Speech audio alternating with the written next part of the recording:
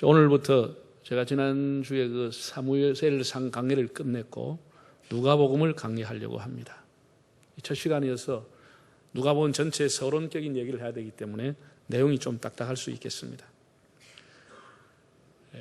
주석가들에 의하면 누가복음의 저자가 누가라고 하는 데는 별 의의가 없는 것 같습니다. 누가가 기록을 했다. 그럼 누가라고 하는 사람이 원래 직업이 뭐였느냐라고 하는 데 대해서 골로새 4장 14절에 바울이 이렇게 기록을 했습니다. 읽어보실까요? 사랑을 받는 의사 누가와 또 데마가 너에게 문안하느니라.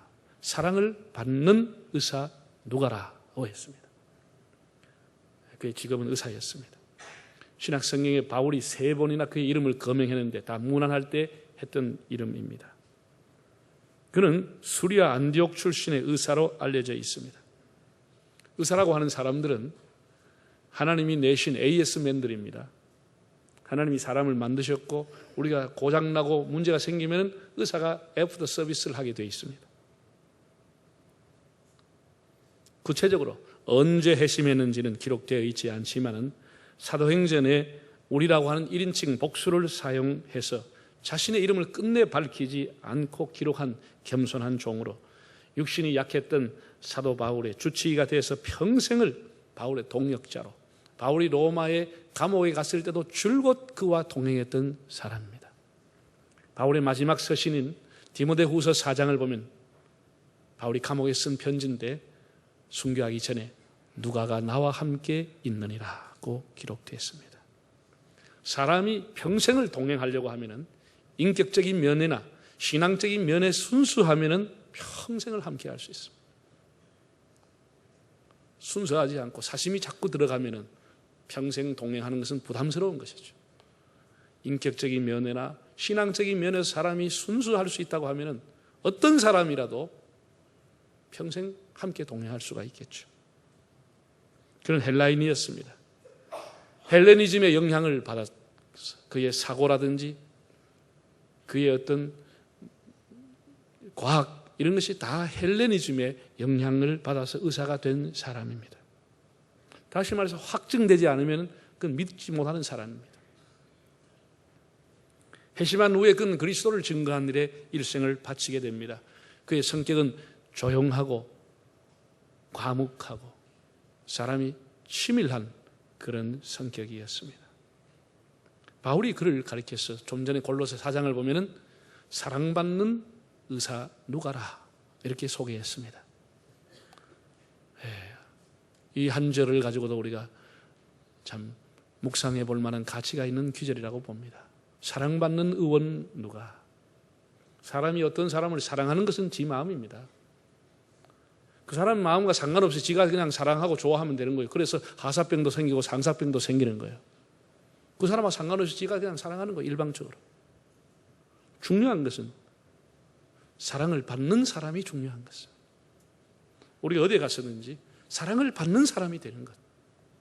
사랑을 받는 사람. 실력을 인정받고 인격을 인정받고 그 삶을 인정받고 사랑을 받는 사람. 누가는 동력자인 바울로부터 인정을 받는 사람, 사랑받는 사람 누가다 이렇게 소개했습니다. 여러분이 여러분의 가정과 여러분의 회사와 삶의 터전에서 사랑을 받고 있습니까? 사랑하는 것은 할 수 있습니다. 사랑을 받는 사람, 신뢰를 받는 사람, 존중의 여김을 받는 사람, 사랑받는 의원 누가라 이렇게 소개를 했습니다. 헬라어로 그의 이름을 루카스. 우리가 이렇게 조명의 밝기를 럭스라고 합니다. 룩스라고 그러죠. 누가라고 하는 이름과 연결되어 있고, 누가라고 하는 사람 루카스는 그 양심이 맑고 그리고 밝은 사람이었습니다. 그가 누가복음을 쓰기 전에 이미 다른 복음서가 나와 있었습니다. 그러나 헬라 사람이 아닌 마태라든지 마가는 다 유대인입니다. 유대인들이 예수님에 관한 책을 헬라어로 기록을 했습니다. 글을. 그 헬라인이 볼 때는 뭔가 문장력이 좀 안 맞는 문장도 있고 그런 것을 아마 헬라 사람인 이 누가가 느꼈으리라고 봅니다. 그 이유 외에도 여러 이유를 가지고 그가 붓을 들어서 헬라인이 헬라인을 대상으로 기록한 것이 누가복음입니다. 주석가들의 평가를 보면은 이 누가복음은 같은 헬라어지만 아주 탁월한 문장체와 미래한 문구를 사용했다라고 평가하고 있습니다. 당연하리라고 보죠. 영어를 모국어로 쓴 사람이 영어로 글을 쓴 것과 한국 사람이 영어를 쓰는 것은 그는 문장력의 차이가 날 수밖에 없겠죠. 성경 66권 중에 이방인이 기록한 것이 딱 2권이 있는데 그 2권이 다 누가가 기록한 누가복음과 사도행전입니다. 누가가 바울을 만났고 바울이 누가를 만났고 그러면서 그리스도에 관한 글을 서로가 썼는데 그것이 신약성경 절반 이상을 차지합니다. 사도 바울이 13권, 누가가 2권, 15권을 기록하게 됩니다. 두 사람이 다 예수를 깊이 알고 교회를 사랑했던 사람들이 쓴 글입니다. 그것이 오늘 우리가 성경이라 돼서 정경으로 우리가 읽고 있습니다. 누가는 이방인인 즉 헬라니즘에 살아가는 사람들, 그 문화권에 살아가는 이방인들을 위해서 주후 63년경에 이 누가복음을 기록합니다. 바울이 순교하기 전입니다. 그가 이것을 기록한 목적은 예수를 알라. 예수를 알라. 한번 따라할까요? 예수를 알라. 이게 누가복음에 나오는 거의 주제입니다. 어떤 사건이라든지 예수가 누군지 알아라. 예수가 누군지. 예수는 하나님의 아들이시며 참 사람이시며 진리와 생명으로 인도하시는 구세주다고 하는 사실. 이 사실을 알아라. 이것을 전하기 위해서 그가 누가복음을 기록한 것입니다. 우리가 예수를 아는 것처럼 보이지만 우리가 평생 예수를 알아가는 겁니다. 평생 예수를 배우고 예수를 학습하고 예수를 알아가는 것입니다. 사도 베드로는 베드로후서 마지막 부분에 우리 주 예수 그리스도를 아는 지식에서 자라가라. 예수 그리스도를 아는 지식에서 자라가라. 바울도 너희가 예수 그리스도를 알기를 원하노라고 기도했습니다. 우리 예수를 알아야 하는 거예요. 아는 것처럼 보이지만 예수를 우리가 잘 몰라요. 잘 모르기 때문에 문제가 생기는 것이죠. 우리가 이번 기회에 우리가 알고 있는 예수보다 더 예수를 깊이 아는 기회가 될 수 있기를 바랍니다. 먼저 1절과 2절을 다시 한번 읽어보겠습니다.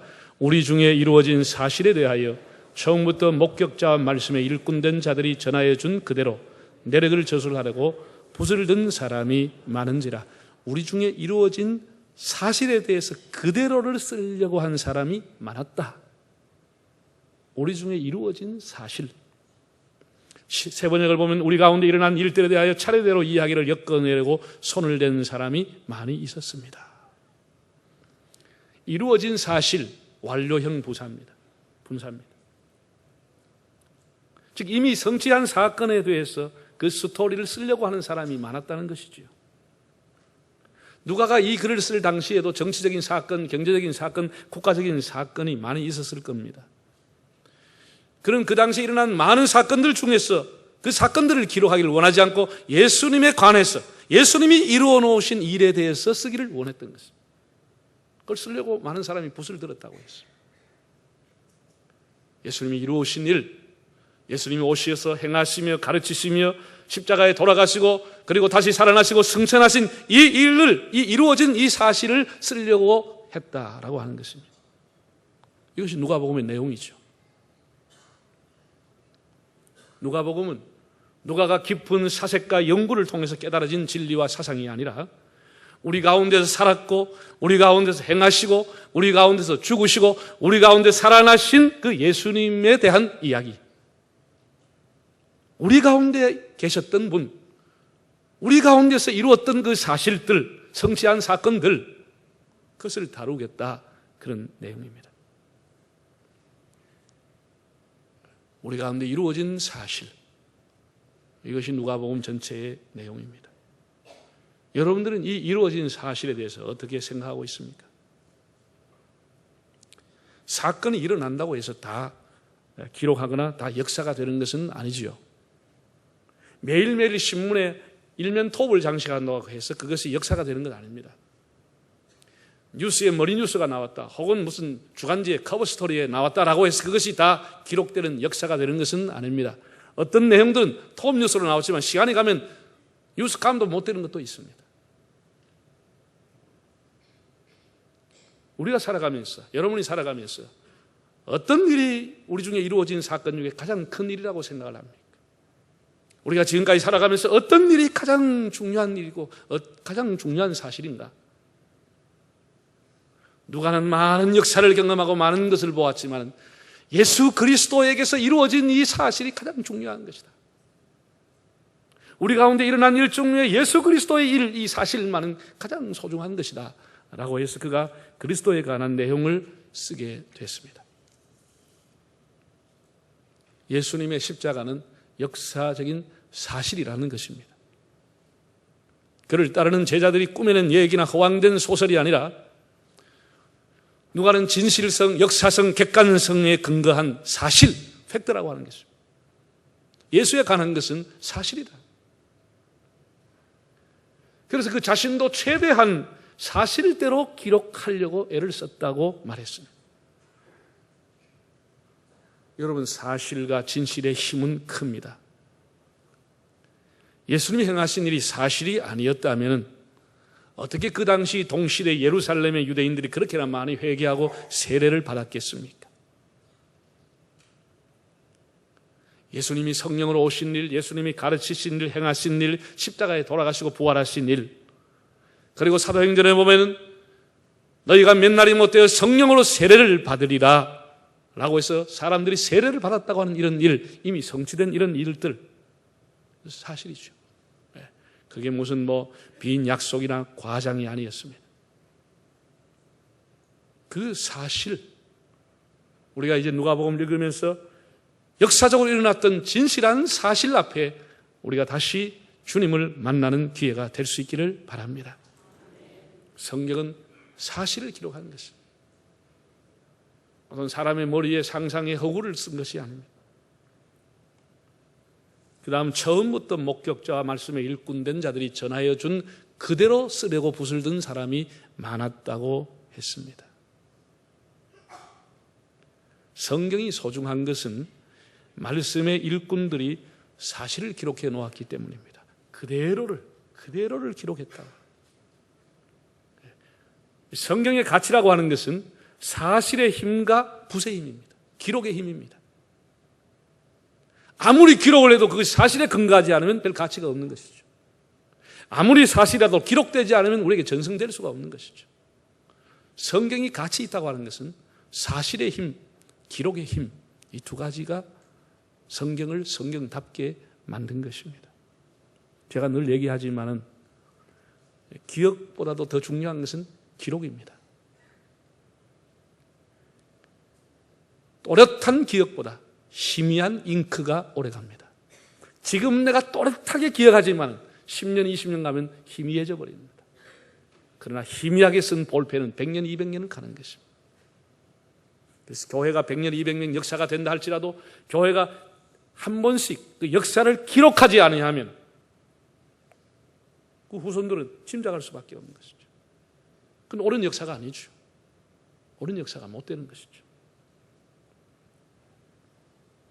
성경이 진실성, 역사성, 객관성에 근거해서 기록한 노학기에 인류가 가진 최대의 자산이 된 것입니다. 다시 말해서 기록이라고 할지라도 객관성과 역사성이 상실됐다. 그리고 자기 주관으로 기록했다. 그건 가치가 없는 것이죠. 이미 누가가 밝혔듯이 붓을 든 사람이 많았습니다. 예수님의 행한 일에 대해서 붓을 든 사람이 많았는데 왜 그 많은 문서가 정경으로 채택되지 못했느냐? 복음서 중에는 마태, 마가, 누가, 요한 4가지만 정경이 됐느냐? 다른 것은 위경이 되고 외경이 됐습니다. 아니면 그냥 참고적인 문서가 되고 말았습니다. 그 기준이 뭡니까? 사실성, 객관성이 결여되고 주관적으로 썼다고 하는 것은 정경으로 채택되지 못한 이유가 되고 만 것입니다.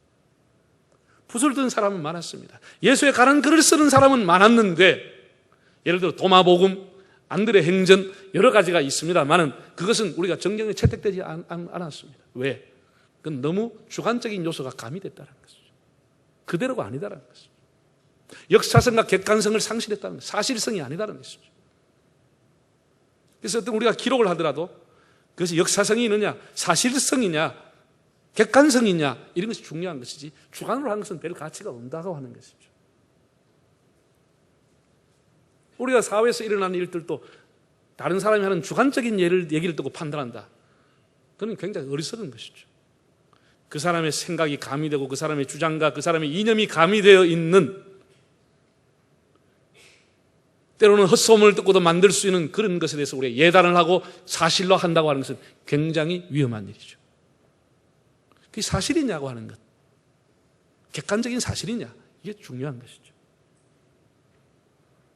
여러분, 우리는 우리 일생을 살아가면서 어떤 사람이나 어떤 주장이나 어떤 책이 중요한 것이 아니고 우리의 인생의 일생을 갈 수 있는 계기판, 레일, 그리고 나침판, 우리의 진리와 길은 하나님의 말씀입니다. 하나님 말씀 보고 가는 거예요. 사람의 생각과 그 사람의 주장했던 책은 시간이 가면 또 바뀌는 거예요. 그 사람의 환경이 바뀌면 또 다른 소리를 하게 되는 거예요. 자기 주관과 자기 신념이 싣겨져 있는 그 책이나 그런 것을 마침 성경의 신조처럼 믿고 따른다고 하는 것은 굉장히 위험한 일이에요. 이런 소리들 때문에 한국교회가 더 불신을 당하게 되고 은혜가 메마르게 되는 원인이 되어 있습니다. 여러분, 사람들 중에는 책을 쓸 때, 무슨 글을 쓸 때 영웅심으로 쓰는 사람도 꽤 많습니다.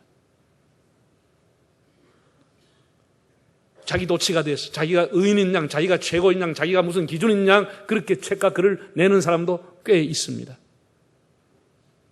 우리 한국교회 안에서도 그런 사람들이 꽤 있습니다. 사람들은 굉장히 인기가 있죠.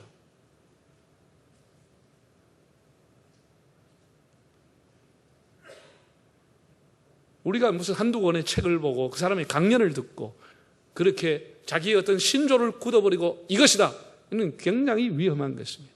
그건 객하나 사실화가 되지 못한 것들입니다. 보편화가 되지 못한 것들입니다. 자기 개인의 주장에 불과한 것입니다. 세상과 짝하고 살면서 비판을 위한 비판을 하는 그런 소리들은 아무런 힘도 없고 감동도 못 주는 것입니다. 의사였던 누가가 예수님의 직계 제자는 아니었습니다. 예수님의 삶을 직접 목격한 사람도 아니었습니다. 그러나 이 사람이 왜 붓을 들었겠습니까? 아니, 붓을 든 사람이 많은데 뭐 달라고 경쟁심으로, 영웅심으로 나도 한 권 써야 되겠다, 그렇게 붓을 들었겠습니까? 이미 나와 있는 여러 가지 문서들을 봤을 때는 객관화와 사실화가 안 된 글들이 많이 난무해서 성도들에게 굉장한 혼란이 오게 된 것입니다. 그래서 누가는 처음부터 근원부터 자세히 세밀하게 살펴서 쓰겠다. 근원부터 예수님의 뿌리부터 찾아가지고 한번 쓰겠다. 지금 나와 있는 여러 가지 붓을 들어 쓴 문서들이라고 하는 것은 객관성을 상실하고 사실성이 상실된 것이다. 역사성이 부족한 것이다. 이건 사람의 주관에 의해서 된 것이다. 그래서 다시 그가 붓을 들게 된 원인입니다. 우리 네 가지의 복음서 중에서는 마가복음 우선설이라는 게 있습니다. 마가복음이 제일 먼저 기록되었다고 하는 설입니다. 거의 이제 학계에서는 거의 정설로 받아들이고 있는데, 마가복음 짧지만은 마가복음을 모델로 해서 다른 복음서가 좀 퍼져나갔다, 그런 얘기입니다. 마가복음. 그러니까 당연히 누가도 이미 나와 있었던 마가복음을 읽었겠죠. 여러 번 읽고 묵상했겠죠. 또 바울을 수행하면서 마가와 함께 바울을 수행했기 때문에 마가를 통해서 다른 여러 가지 자료와 정보를 받고 바울로 통해서도 받고, 여러 정말 발포문을 풀면서 이 사람은 조용하고 세밀하고 치밀한 사람이기 때문에 근원부터 차례대로 쓰기 위해 가지고 얼마나 애썼는지를 누가복음을 보면 알 수가 있습니다. 다른 복음과 비교해 보면 알 수가 있습니다. 이 사람이 헬라적인 사고를 갖고 있는 사람입니다. 자기가 안 맞으면 이걸 쓸 수가 없는 사람입니다. 그래서 이 사람이 제일 먼저 나사렛 가서 다 사람을 만나고 인터뷰하고 조사를 해서 기록한 것이 다른 복음에는 없습니다. 누가복음에 있는 것 중에 하나가 뭐냐? 사가랴와 엘리사벳이 세례 요한을 잉태하는 과정이 기록되어 있습니다. 다른 복음서는 없습니다. 예수님이 태어나기 전에 마리아에게 숫대 고지를 하는 내용이 아주 상세하게 기록되어 있고, 마리아가 주의 계집종이니 말씀대로 하옵소서라고 하는 내용이 기록되어 있어요. 그리고 우리가 마태복음 보면 동방에서 박사들이 와서 경배했다고 하는데 누가가 가서 조사해보니 아니더라고. 그 당시에 목 밖에서 양을 치고 있는 사람들이 하늘의 천군 천사의 찬양을 듣고 예수님을 찾아가서 경배했다고 하는 사실이 누락되어 있는 것을 알고 기록해 놓은 것이죠. 굉장히 이 사람은 세밀한 사람이죠. 예수님의 어린 시절을 우리가 누가복음 외에는 알 수 있는 길이 없습니다. 그는 나사렛에 가서 여러 사람을 인터뷰하고 만나고 발로 뛰고 해서 예수님이 살았던 나사렛 동네에서 예수님이 어떻게 자라셨는가, 그 몫으로서 부모를 순종하며 자랐고, 그리고 12살이 됐을 때는 6월절에 예루살렘에 가서 12살 어린 소년이 세계 그 당시에 최고의 랍비들과 함께 앉아가 토론했던 내용까지 알게 돼서 기록해 놓은 것입니다. 다른 복음서는 예수님의 유년기가 하나도 없습니다. 그만큼 그는 사실에 근거해서 차례대로 쓰기를 원했던 것입니다. 삭개오가 예수님을 만난 얘기 누가복음에 나옵니다. 부자와 나사로의 얘기, 어리석은 부자에 관한 얘기, 돌아온 당자에 관한 얘기, 선한 사마리아인의 비유, 예수님이 십자가에 돌아가실 때 한 강도에게 했던 말씀, 네가 오늘 나와 함께 낙원에 있으리라, 이런 것까지 그런 조사를 해서 다 추가로 기록을 해놓았습니다. 예수님 부활을 목도했지만 엠마오로 내려가던 두 제자들의 그 얘기도 기록해 놓았습니다. 그래서 이 누가라고 하는 사람은 굉장히 치밀한 사람이고, 만약에 누가복음이 없다고 하면 우리가 예수님이 행하신 많은 일들을 모를 수밖에 없죠. 기록이 없으니까 모를 수밖에 없죠. 그런 의미에서 누가는 우리에게 얼마나 큰 그런 위로와 말씀과 은혜를 주는지 모르겠습니다.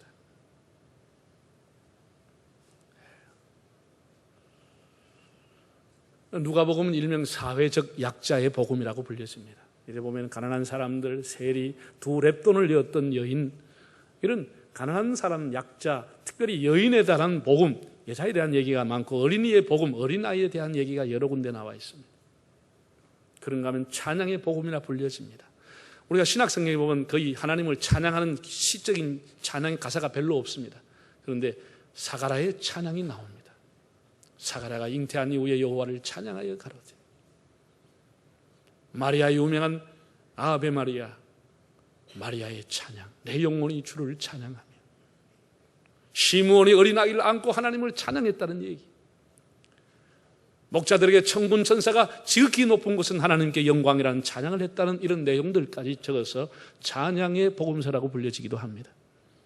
그 외에 성령이라고 하는 여러 가지 단어를 통해서 사도행전과 함께 성령의 복음이라고 불려지기도 합니다.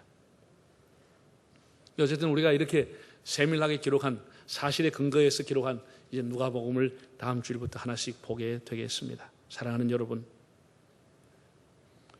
이 사실의 힘과 붓의 힘에 이끌려서 그리스도를 만났던 데오빌로는 세상이 주는 쾌락과 기쁨을 버리고 예수님을 따르는 자가 됐습니다.